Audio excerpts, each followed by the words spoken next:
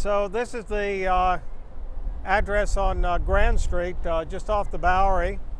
The green awning is the doorway where Terry Riley had, I guess he had an upper floor in the late 60s.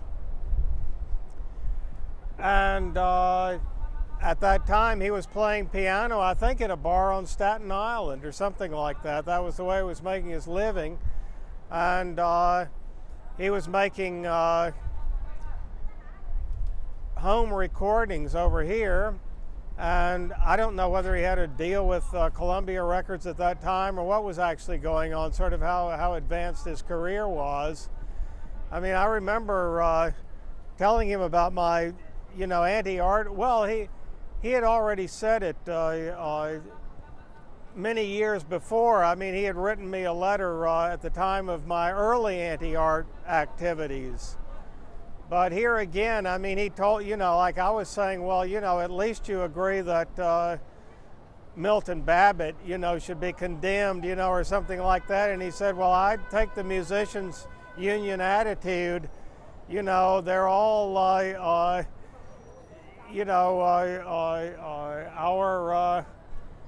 peers or whatever, so you have to support all of us.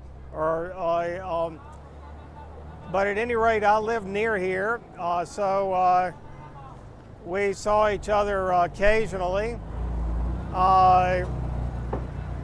The mathematician Dennis Johnson would sometimes come into New York, and he would probably make a stop here and a stop at my apartment.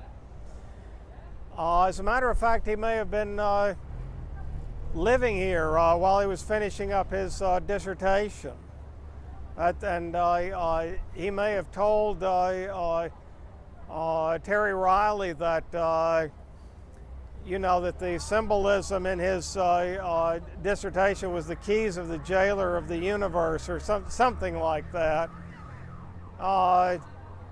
When I visited Terry once, there were a number of young women sort of running in and out or up and down. I never knew what the explanation for that was. I never asked.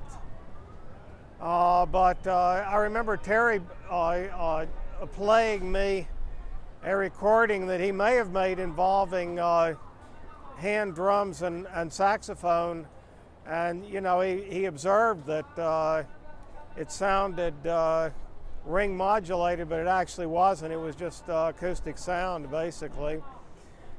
We also discussed, he was very excited about the Beatles and about the things that they were doing in the recording studio at that time. Paperback Writer. And he gave me a whole analysis of Paperback Writer. I mean, he was really interested in the idea of using these, I don't know, I guess you would call it electronic music technique in pop. So that's about the size of it, but since I lived down here for 5 years, having him around the corner was, I guess it was fairly significant at that time. This, by the way, I wonder if this was the same period when I first met Steve Reich.